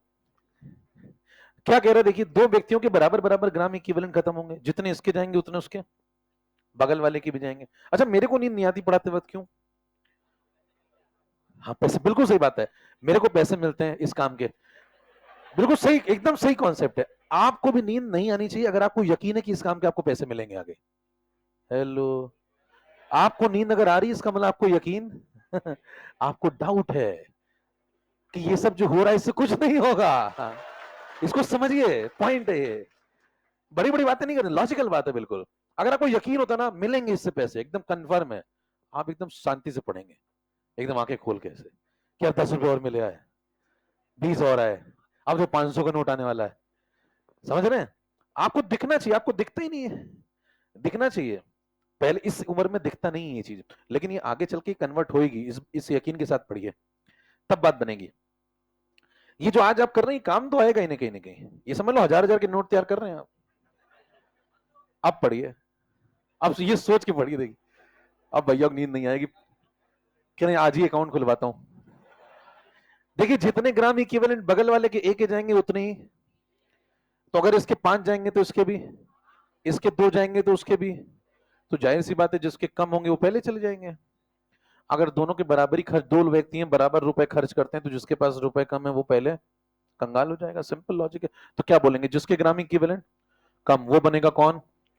Limiting reagent. यहां पे कोफिशिएंट डिवाइड करने का कोई लॉजिक नहीं है, ये हम दूसरा मेथड पढ़ रहे हैं, नंबर 2। कौन सा कॉन्सेप्ट है ये? एलआर ढूंढ रहे हैं, लेकिन किससे? ठीक है, तो बताइए क्या इसके ग्राम इक्विवेलेंट कम है? ये बन जाएगा लिमिटिंग रीजन, कहानी खत्म है। इसके कितने जाएंगे? 2 में से 2 ग्राम इक्विवेलेंट, मोल नहीं ग्राम इक्विवेलेंट। इसके इसके भी 2 ही जाएंगे, जितने इसके जाएंगे उतने उसके भी जाएंगे, उतने ही इसके बनेंगे। भले इसका कोफिशिएंट कुछ भी हो, उतने इसके बनेंगे, भले इसका कोफिशिएंट कुछ भी हो। अब जरा 4 बातें सुनिएगा। क्या तीनों चारों व्यक्ति के जो ग्राम इक्विवेलेंट गए और बने वो बराबर बराबर है? भाई लिए कितने थे वो अलग कॉन्सेप्ट है, जो गए और जो बने वो बराबर बराबर है। उनमें क्या रेशियो है? ग्राम इक्विवेलेंट में हमेशा 1:2, जो गए और जो बने 1:1 1:1 1:2। ये हमेशा रहेगा या कभी कभी रहेगा? हर सवाल में रहेगा, भले ऊपर कोफिशिएंट। कुछ बातें बताना जरा। अगर पहला बयान ये दिया जाए इस रिएक्शन के बारे में कि इसके ए नाम के रिएक्टेंट के जब ए मोल रिएक्ट करते हैं, कितने मोल? स्मॉल ए मोल, तो बी वाले के स्मॉल बी मोल रिएक्ट करेंगे तो सी वाले के स्मॉल सी मोल बनेंगे और डी वाले के स्मॉल डी मोल बनेंगे। सही है गलत? सही बात है, स्टोइकियोमेट्री है, इनके बीच का मोलर रेशियो है। तो अगर इस व्यक्ति के स्मॉल ए मोल जाएंगे तो इसके स्मॉल बी जाएंगे, इसके इसके स्मॉल। ठीक है, अगला स्टेटमेंट सुनना। अगर इसके स्मॉल ए, अगर मान लीजिए सब मॉलिक्यूल है, तो अगर इसके स्मॉल ए मॉलिक्यूल गए तो इसके स्मॉल बी मॉलिक्यूल जाएंगे, इसके स्मॉल सी बनेंगे और इसके स्मॉल डी मॉलिक्यूल बनेंगे। सही है गलत? ये भी सही है, जो मोल का रेशियो भाई। ठीक है, अगर ये चारों गैसेस हैं तो इसके अगर स्मॉल ए लीटर जाएंगे तो इसके स्मॉल बी लीटर जाएंगे, तो इसके स्मॉल सी लीटर जाएंगे, इसके स्मॉल डी लीटर जाएंगे। एसटीपी पे बनेंगे बनेंगे सॉरी, फिर सुन लीजिए। अगर ये चारों गैसेस हैं और कंडीशन में क्या लिखा है? एसटीपी लिखा है या एनटीपी लिखा है या पी और टी फिक्स लिखा है, कुछ भी तीनों में से लिखा है, तो क्या इसके स्मॉल ए लीटर जाएंगे तो इसके स्मॉल बी लीटर जाएंगे और इसके स्मॉल सी और इसके स्मॉल डी लीटर बनेंगे। ये भी सही है। चौथा स्टेटमेंट सुने। अगर इसके स्मॉल ए ग्राम जाएंगे तो इसके स्मॉल बी ग्राम जाएंगे, इसके स्मॉल सी ग्राम बनेंगे और इसके स्मॉल डी ग्राम बनेंगे। सही है गलत? गलत, क्योंकि ये मास रेशियो नहीं है। कौन कौन से रेशियो सही है? मोलर सही है, मॉलिक्यूलर सही है, अगर गैस है एसटीपी है तो वॉल्यूम भी सही है, लेकिन कहीं से मास रेशियो सही नहीं है। कितने लोग बात समझ में? अगला सुनिए। अगर इसके स्मॉल ए ग्राम इक्विवेलेंट जाएंगे तो इसके स्मॉल बी ग्राम इक्विवेलेंट जाएंगे और इसके स्मॉल सी ग्राम इक्विवेलेंट बनेंगे और इसके स्मॉल डी ग्राम इक्विवेलेंट बनेंगे। सही है गलत? गलत है, ध्यान दीजिए गलत है। अगर इसके स्मॉल ए ग्राम इक्विवेलेंट जाएंगे तो इसके भी स्मॉल ए ही जाएंगे। अरे ठीक है क्या? अगर मान लें इसके स्मॉल ए ग्राम इक्विवेलेंट गए, कुछ भी गए, ए की कुछ भी वैल्यू, तो इसके भी स्मॉल ए ही जाएंगे, बी नहीं जाएंगे, उतने ही जाएंगे, और इसके भी स्मॉल ए ही बनेंगे और इसके भी। अब सही है। ग्राम इक्विवेलेंट में क्या रेशियो है? 1:1 हमेशा सही है। चार बातें समझ पा रहे हैं कौन कौन सी? मोलर, मॉलिक्यूलर, वॉल्यूम, मास और ग्राम इक्विवेलेंट, यही मोल कॉन्सेप्ट है। क्या क्या बोला मैंने? मोलर, मॉलिक्यूलर, मास, वॉल्यूम और ग्राम इक्विवेलेंट। मोलर, मॉलिक्यूलर और वॉल्यूम का रेशियो एबीसीडी एबीसीडी, अगर गैस है मॉलिक्यूल है। अरे ठीक है, और एसटीपी है। मोल है, मॉलिक्यूल है और वॉल्यूम है, इनका मामला एबीसीडी। अगर क्या है? अगर ये सब मॉलिक्यूल है और गैस है और एसटीपी है। सही बात है, लेकिन मास का रेशियो ये एबीसीडी नहीं होगा। ग्राम इक्विवेलेंट का रेशियो भी एबीसीडी, मास का रेशियो कुछ और होगा, निकालना पड़ेगा। ग्राम इक्विवेलेंट का रेशियो 1:1:2। कितने लोग पूरी बात समझ में आ गई? सीधा झंडे की तरह। मास रेशियो को देख के कैसे पहचानते हैं? तीर के इस तरफ और तीर के उस तरफ जो समेशन आना चाहिए वो सेम होना चाहिए, एक मास रेशियो की खास बात है। ठीक है, खींचे केस नंबर 2। अरे ठीक है, तो ये फर्क आपको समझ में आना चाहिए, mass, mole, gram equivalent, volume ratio, molecular ratio.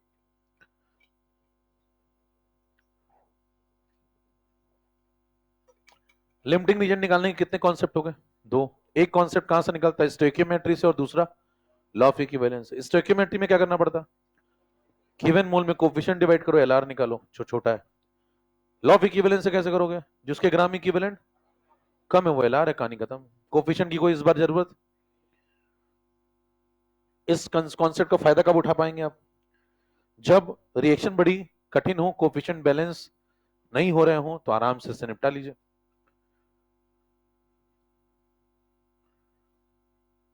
Case number 1 done है। क्या इसी सवाल के अंदर अभी फिलहाल कौन एलआर बना है? बी। क्या ए भी एलआर हो सकता था अगर मैं डेटा चेंज कर दूं तो? आइए केस नंबर 2।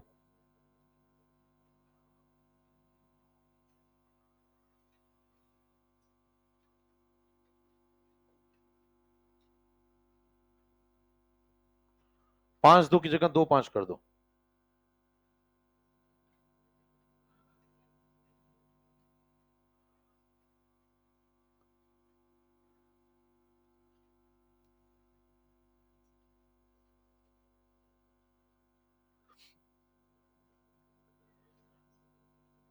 ठीक है, अब बताइए कौन ग्राम इक्विवेलेंट किसके कम है? ग्राम इक्विवेलेंट इसके कम है, तो ये बनेगा एलआर। सीधे कोफिशिएंट की कोई जरूरत नहीं है। दो में से कितने जाएंगे इसके? दो। तो इसके अगर 2 ग्राम इक्विवेलेंट गए तो इसके पड़ोसी के भी दो ही जाएंगे, इस दोनों के भी 2 2 बनेंगे। कहानी खत्म है। इससे प्रश्न आगे बढ़ जाएगा। Case number 3।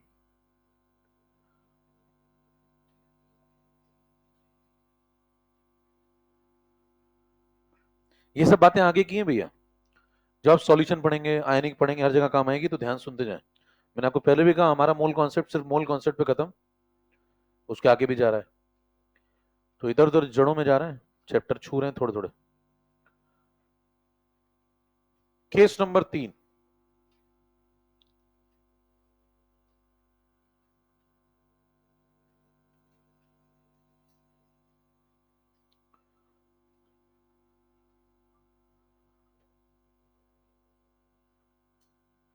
T is equal to 0 पे इस बार इसके 2 ग्राम इक्विवेलेंट है, इसके भी 2 ग्राम इक्विवेलेंट है। कौन बनेगा एलआर? कोई एलआर नहीं है। क्यों? क्योंकि दोनों साथ जिएंगे, साथ मरेंगे। दो में से दो गए, दो में से दो गए, इसके 2 बनेंगे, इसके 2 बनेंगे। लगातार मैसेज आ रहे हैं भाई साहब के, लग रहा है मैसेज आ गया कि साथ जिएंगे साथ मरेंगे, चिंता मत करो। क्या लॉ ऑफ इक्विवेलेंस छोटी मोटी चीजें, तुम कहां टेंशन ले रहे हो उसकी?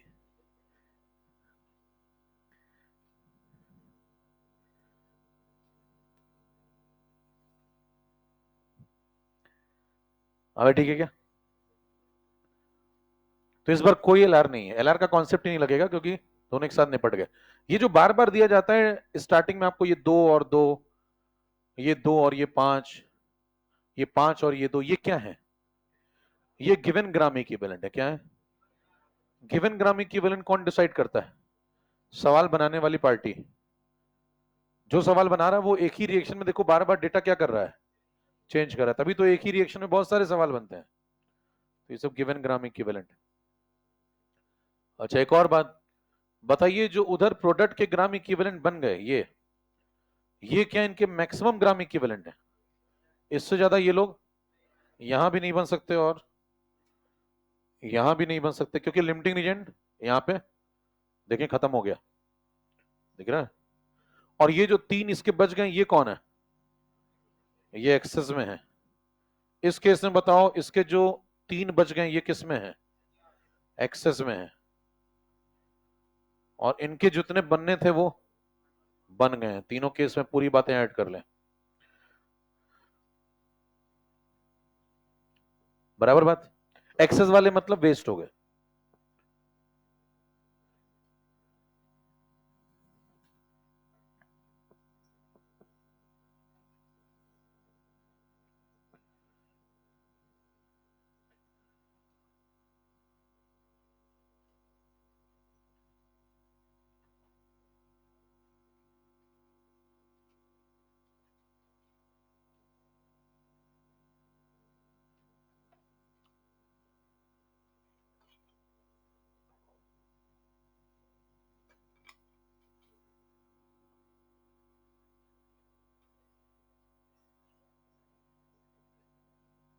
चले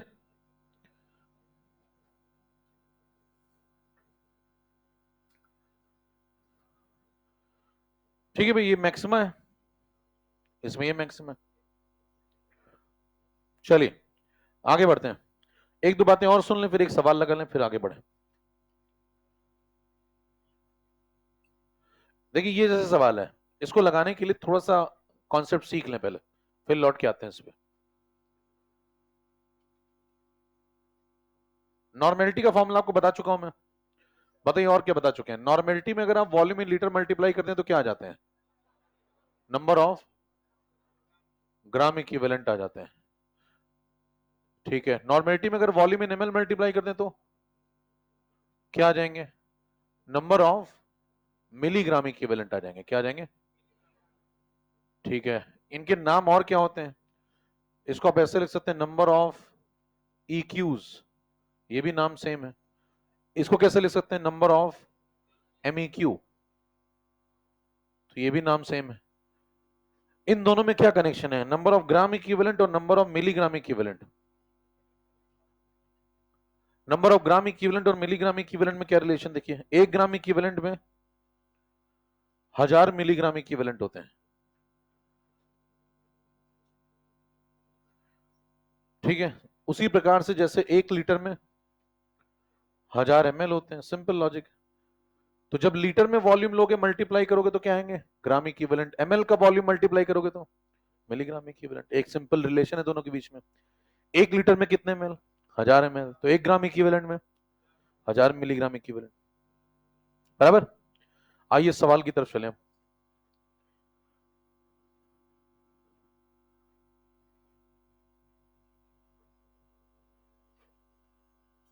हो गया, ये तो बता चुके ना पहले, नॉर्मेलिटी नॉर्मेलिटी तो बता चुके हैं भैया।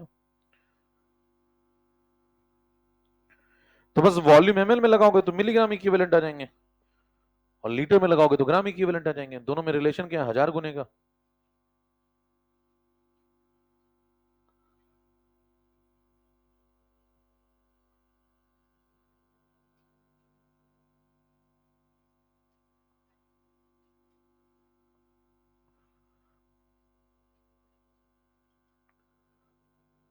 अभी तक की जितनी बातें पढ़ी हैं सबको एक जगह लगा देते हैं।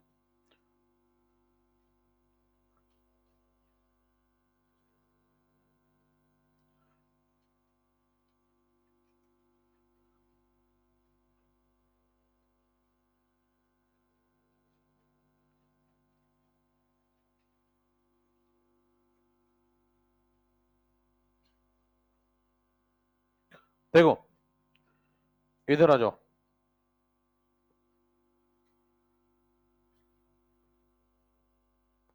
क्वेश्चन नंबर 6 पढ़ो जल्दी से, फटाफट नोट करो। नॉर्मल का मतलब नॉर्मेलिटी दी है ये, तो इसको कैपिटल एन लिख लो ऐसे।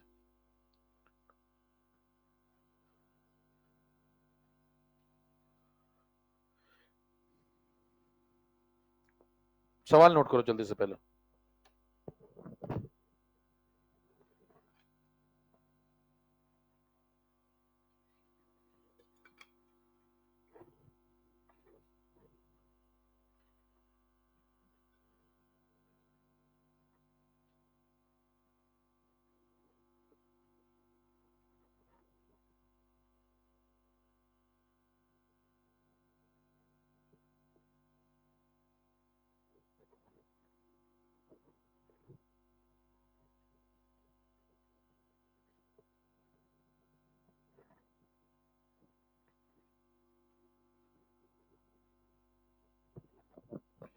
चलो भाई सुनो अब जरा ध्यान से, क्या कह रहा है। सबसे पहली बात देखिए, BaCl2 ने रिएक्शन करी है किसके साथ, ध्यान से सवाल सुनना जरा। BaCl2 ने रिएक्शन करी है Al2SO4 होल थ्राइस के साथ। बनेगा क्या, देखिए इसका बेरियम इसके सल्फेट से कनेक्ट हो जाएगा तो क्या बनेगा, BaSO4, और इसका एल्युमिनियम इसके क्लोराइड को पकड़ लेगा तो क्या बनेगा, AlCl3। अब ये रिएक्शन आप चाहें तो इसको बैलेंस करने कोई कठिन रिएक्शन तो है नहीं, आराम से बैलेंस हो सकती है, लेकिन नहीं करेंगे। नहीं क्यों करेंगे, क्योंकि हम ये देखना चाहते हैं क्या बिना किए भी सवाल लग सकता है, क्योंकि हम सवाल को किससे लगाने वाले हैं, लॉ ऑफ इक्विवेलेंस, बराबर।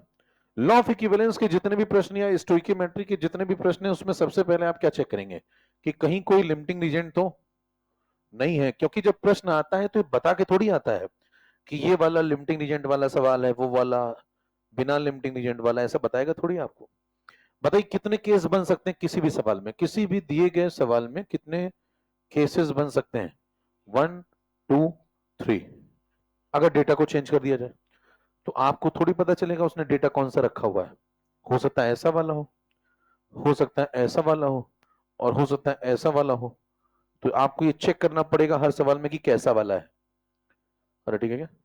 यही काम आपको स्टोइकियोमेट्री में भी करना है, हर प्रश्न में चेक करना है कि कैसा वाला है, जैसा है उसके अकॉर्डिंग आगे बढ़ जाएंगे। लेकिन चेक सब में करना है, कहीं कोई एलआर तो नहीं है। आ जाओ भाई, अब ये सवाल है मान लें, तो सबसे पहले क्या करें, मल्टीप्लाई करो 20 ml 0.1 नॉर्मल, 20 ml 0.1 नॉर्मल ये है, ये कितना 30 ml 0.2 नॉर्मल। क्या करें, नॉर्मेलिटी में क्या मल्टीप्लाई कर दो, वॉल्यूम इन ml, क्या आ जाएंगे उससे MEQ। अरे चाचा MEQ ml अभी तो बताया, लीटर वाला होगा तो क्या आएगा ग्राम इक्विवेलेंट, और ml तो MEQ। मल्टीप्लाई करो 20 इंटू 0.1 2 MEQ मिलीग्राम इक्विवेलेंट। इसको मल्टीप्लाई करो 30 इंटू 2 60, एक डेसिमल लगाया तो 6 MEQ। इन दोनों के 0 0, अभी प्रोडक्ट बने नहीं है। फिर क्या होगा, एलआर ढूंढो, क्या कोई एलआर है क्या, क्या कोफिशिएंट ढूंढोगे क्या? इसके MEQ क्या है कम, इसके ज्यादा, तो ये क्या बन गया, तो बताइए क्या 2 में से 2 MEQ इसके खर्च हो जाएंगे? इसके कितने जाएंगे, 6 में से 2 MEQ, जितने उसके उतने इसके, इसके कितने कितने बन जाएंगे, और इसके भी। क्या कोफिशिएंट बिना जाने हम सवाल को आगे बढ़ा पा रहे हैं? यही लॉ ऑफ इक्विवेलेंस की खासियत है। T is equal to 0, T is equal to T1। बताइए ये पूरा खत्म हो गया। क्या पूछा है प्रश्न में, find out the maximum amount of BSO4। BSO4 के कितने MEQ बने मैक्सिमम? क्या इससे ज्यादा नहीं बन सकते इसके? नहीं, क्यों? क्योंकि इस बार LR खत्म हो गया, अब रिएक्शन इसके आगे नहीं बढ़ेगी, कहानी खत्म है। अगर वो प्रश्न पूछता कि बेरियम सल्फेट के मैक्सिमम MEQ बताओ कितने बने, 2 MEQ, सवाल खत्म है। ये भी ऑब्जेक्टिव हो सकता है, आसान ऑब्जेक्टिव, कि बताओ बेरियम सल्फेट के मैक्सिमम कितने MEQ बनेंगे, आंसर 2 है। लेकिन पूछा नहीं है उसने, थोड़ा आगे की बात पूछी है, सॉल्व कर लो। बताओ MEQ आ गए किसके, BSO4 फॉर्म कितने, 2 MEQ। MEQ को ग्राम इक्विवेलेंट में कन्वर्ट कर लोगे, 2 into 10 power -3 gram equivalent, check करो। अरे ठीक है क्या, MEQ को ग्राम, जैसे ml को लीटर में कन्वर्ट करते हो 1000 डिवाइड करके, वैसे ही कर लो। ये आगे बताओ क्या ग्राम इक्विवेलेंट। अब अगर ग्राम इक्विवेलेंट आ गया तो ग्राम इक्विवेलेंट तुम्हें क्या बताया गया था, मोल इंटू एन फैक्टर। अरे ठीक है, तो इसको लिख दो मोल इंटू एन फैक्टर। किसके मोल, BSO4 की, उसी की बात चल रही ना। एन फैक्टर कितना होता है BSO4 का, तो BSO4 को तोड़ोगे तो ऐसे टूटेगा ना, तो एन फैक्टर कितना लगा दें, 2। तो mole into n factor is equal to gram equivalent. Mole कितने आ गए, 10 टू द पावर 2 कट जाएगा, ये मोल आ गए किसके, BSO4 के। कौन से वाले, मैक्सिमम या मिनिमम? इससे ज्यादा नहीं बन सकते। मोल आगे तो मास निकाल लोगे, मास कैसे निकालोगे, एक मोल के मास से मल्टीप्लाई। बेरियम सल्फेट के एक मोल का मास बताओ, बेरियम का एटॉमिक वेट 137, पता होना चाहिए, कभी कभी नहीं देते हैं। सल्फर 32, ऑक्सीजन 16 इंटू 4, जोड़ दो 137, 32 और 64। इसको जोड़ोगे देखो 130, 160 और 160 और 60, तो 220, और बाकी ये निपटा लो, 7 2 9 और 4 13, 233 आ रहा है क्या, 233। तो पढ़ते पढ़ते ही ध्यान भी हो जाता है आपको। तो इसमें कितना मल्टीप्लाई कर दें बताओ, 233, एक मोल का मास, ये आ गए ग्राम, चेक करें ये आंसर 0.233। खींचो भैया, ये मैक्सिमम बन पाएगा। सही जवाब क्या था, 0.233। अभी तक जितनी बातें पढ़ी क्या सब कंक्लूड हो गई? एन फैक्टर भी लगा, इस सवाल में क्या क्या लगा है बताओ, इस सवाल में ग्राम इक्विवेलेंट भी लगा है, इस सवाल में लिमिटिंग रीजेंट भी लगा है, इस सवाल में एन फैक्टर भी लगा है, इस सवाल में ग्राम इक्विवेलेंट मिलीग्राम इक्विवेलेंट का रिलेशन भी लगा है। इस सवाल में ग्राम इक्विवेलेंट का मोल में कन्वर्जन और मोल का मास में कन्वर्जन भी लगा है। सब कुछ लग गया, लगाइए। और नॉर्मेलिटी वॉल्यूम का कनेक्शन भी पता है आपको इस सवाल में। तो सब कुछ कंक्लूडेड है।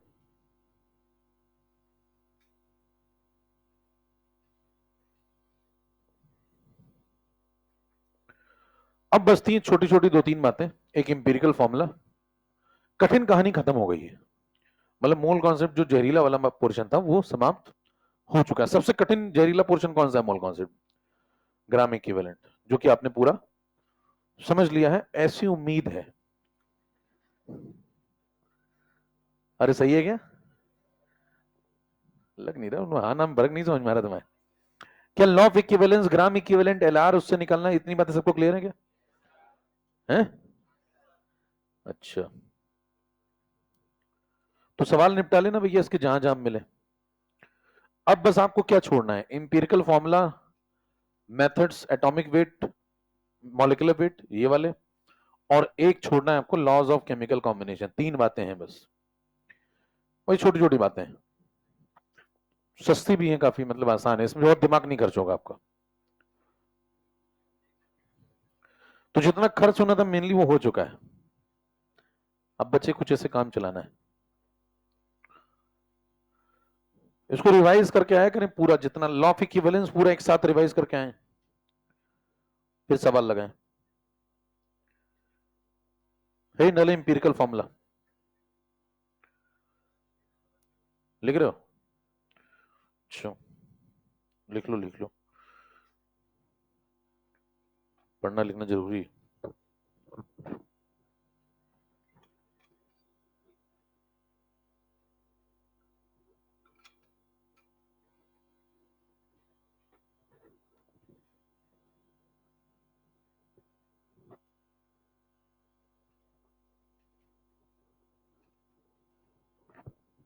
तरीका समझ में आ गया? पहले आपने एमईक्यू निकाल लिया, 1000 डिवाइड कर दिया तो ग्राम इक्विवेलेंट आ गया, फिर मोल इंटू एन फैक्टर कर दिया, मोल आ गए, मोल आ गए तो फिर एक मोल के मास से मल्टीप्लाई कर दिया, मास आ गया।